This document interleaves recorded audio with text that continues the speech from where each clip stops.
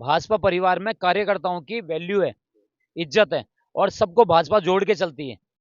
इसमें आपको जयपुर के बारे में एक चीज क्लियर कर दूं कि जयपुर की 8 सीटें भाजपा जीत रही है और पूरे विश्वास से जीत रही है। फिर भी हैं कुछ समस्याएं, लेकिन मेरी दिया जी से कोई समस्या नहीं है। वो मेरी बहन है और मेरी अपनों से मेरी अच्छी बहन है। नमस्कार, आप देखना कर चुके हैं हमारा हिंदुस्तान। मैं हूं आपके साथ प्रफुल्ल कुमार। इस वक्त मैं मौजूद हूं विद्याधर नगर, जो राजस्थान का सबसे विधानसभा सीटों में सबसे हॉट सीट माना जाता है। हमारे साथ हमारे साथ जो बीजेपी के कार्यकर्ता हैं, बीजेपी के एक नेता थे विष्णु प्रताप सिंह। विष्णु प्रताप सिंह हमारे साथ जुड़ चुके हैं, जिन्होंने उनको टिकट का बहुत बीजेपी से टिकट चाह रहे थे, लेकिन उनको टिकट नहीं मिला। जिसके बाद वो दिया कुमारी के खिलाफ निर्दलीय चुनाव लड़ने का फैसला किया। उन्होंने नामांकन तक भी भर दिया था, लेकिन अचानक उन्होंने आज नामांकन वापस ले लिया। उन्होंने नामांकन क्यों वापस ले लिया, क्या कारण था कि उन्होंने नामांकन दाखिल किया फिर वापस ले लिया, आइए जानते हैं उन्हीं से। आप ये बताइए कि आपने नामांकन भी दाखिल कर दिया, फिर अचानक आप वापस फिर नामांकन क्यों ले लिए? देखिए, मैं भाजपा परिवार का सदस्य हूँ और भाजपा परिवार बहुत बड़ा परिवार है। हम इस परिवार की रीति नीतियों, मोदी जी के आदर्शों के हिसाब से हम काम करते हैं। जो हमें डायरेक्शन मिलता है काम करते हैं। हमने पहले भी काम किया, पहले भी विद्यानगर विधानसभा क्षेत्र में काम किया, लेकिन अब कुछ चीज़ें ऐसी रही जो अव्यवस्थाएं थी। फिर हम जाएंगे कहाँ? जाएंगे तो बीजेपी परिवार में आना ही पड़ेगा हमें।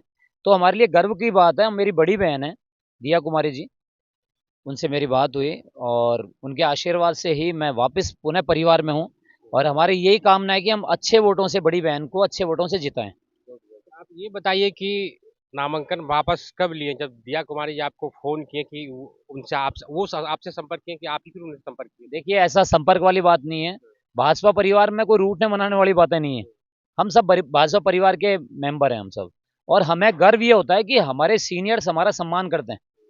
तो ये सबसे बड़ी बात है। बहन हमारी हमारी आदरणीय मेरी बड़ी बहन है दिया जी, तो उनसे मेरी बात हुई तो पुनः पुनः आपके आशीर्वाद से वापस मैं भाजपा में हूँ। अच्छा, जब आपको टिकट नहीं मिला था, जब टिकट का घोषणा हुआ था कि दिया कुमारी को वहां से चुनाव लड़ाया जाएगा, तो आपने उस समय तत्काल नामांकन दाखिल कर दिया इनके खिलाफ। तो क्या मतलब उस समय क्या ऐसा सोचे थे जो बोले कि खिलाफ हम लोग तो कभी नहीं रहे। भाजपा वालों के खिलाफ कभी नहीं होते हैं।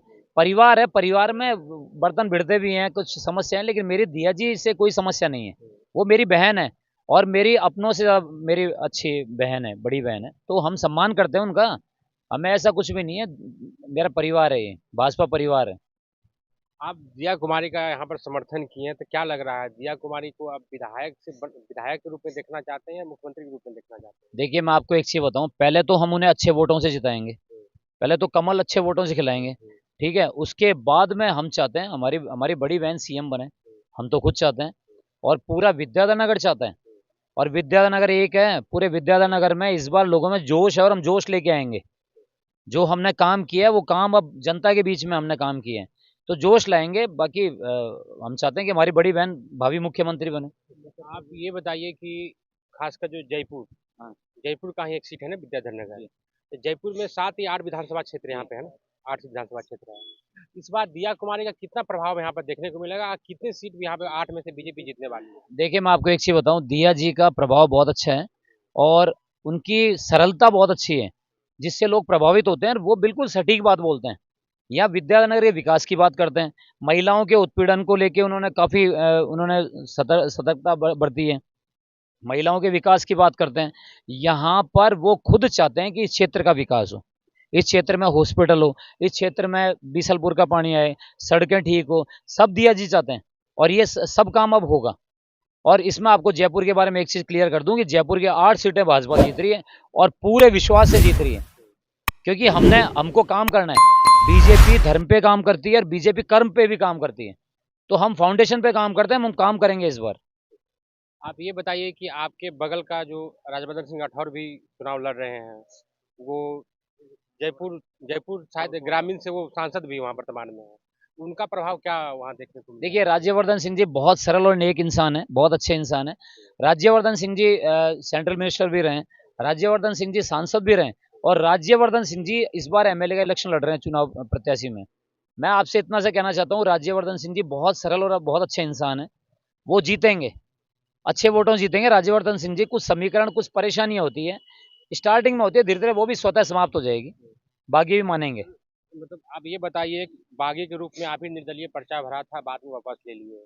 देखा जाए तो कहीं न तमाम दर्जनों भर ऐसे नेता बीजेपी में हैं, कांग्रेस में भी हैं, जो इस बार निर्दलीय नामांकन दाखिल किया उनको टिकट न मिलने के कारण। उसमें से एक सीट जो सबसे चर्चित सीट है, वो सिर्फ सिर्फ विधानसभा, जहाँ से रविंद्र भाटी को टिकट नहीं मिला। एक युवा नेता है, वो शायद छात्र नेता भी रह चुके हैं वो। ये बताइए कि उनको आप क्या संदेश देना चाहते हैं कि उनको टिकट नहीं मिला, एक युवा है, वो नामांकन दाखिल कर देखिए, दिया, अभी तक वो वापस मैं नहीं आपको लिए। एक चीज क्लियर कर दूं, रविंद्र भाटी बहुत ही युवाओं में बहुत लोकप्रिय है, बहुत मेहनती है रविंद्र भाटी, और जोधपुर विश्वविद्यालय के अध्यक्ष भी रह चुके हैं। शिव से तैयारी करें, ठीक है। आपने बीजेपी की सदस्यता ज्वाइन करी है, थोड़ा सब्र कर लो, केवरो अच्छो मिल सी, क्या पता आपको अच्छा मिले, पर उसमें हड़बड़ाहट नहीं होनी चाहिए, जल्दी नहीं करना चाहिए। भाजपा परिवार में कार्यकर्ताओं की वैल्यू है, इज्जत है, और सबको भाजपा जोड़ के चलती है, भाजपा जोड़ के चलती है, हम और पार्टियों की तरह नहीं है। लेकिन मैं इतना जरूर कहना चाहूंगा कि उनको भी ये संदेश देना चाहूंगा कि आप थोड़ा सब्र करें, सब्र का फल मीठा होता है। आगे आने वाले भविष्य में युवाओं का भविष्य अच्छा है। जो हमारे सीनियर लीडर हैं, सीनियर लीडरशिप यही चाहती है कि युवा आगे बढ़ के आगे हैं, लेकिन युवाओं को थोड़ा सब्र रखना पड़ेगा, आने वाले टाइम में अच्छा होगा युवाओं के लिए। जितने भी बागी नेता हैं, बीजेपी खासकर जितने भी बागी नेता हैं, उन लोगों को आप क्या संदेश देना? बाकी नेताओं को, बाकी जो प्रत्याशी हैं, उनको ये संदेश देना चाहता हूँ। देखो, भाजपा परिवार है, भाजपा परिवार में रूठना मनाना चलता है, पर आपकी कोई नाराजगी है वो बैठ के क्लियर कर लो। पर ये चीज जरूर है, भाजपा के साथ रहो, भाजपा को मजबूत करो, तोड़ो मत जोड़ो। भाजपा का जोड़ो अभियान है, तोड़ने का अभियान नहीं है। भाजपा बहुत बड़ा समुद्र है, भाजपा के समुद्र में आप आओगे, आपको आशीर्वाद मिलेगा, आप काम करो। और मैं यही कहना चाहता हूँ, जितने भी बागी हैं आप सब पधारें, मोस्ट वेलकम है, हम इनवाइट करते हैं। आपकी जो समस्या है सुन के उनका सॉल्व भी होगा। धन्यवाद आप। धन्यवाद। आपका नाम भूल जाता हूँ विष्णु बार-बार। प्रताप विष्णु। सिंह। ये थे हमारे साथ विष्णु प्रताप सिंह, जिन्होंने निर्दलीय बागी होकर के बीजेपी से टिकट नामांकन भरा था, लेकिन बाद में ये वापस नामांकन ले लिए हैं। अंतिम क्षण तक वो बैठेंगे या फिर बीजेपी और कांग्रेस का खेल बिगाड़ने का काम करेंगे। आज के लिए फिलहाल इतना ही। नमस्कार।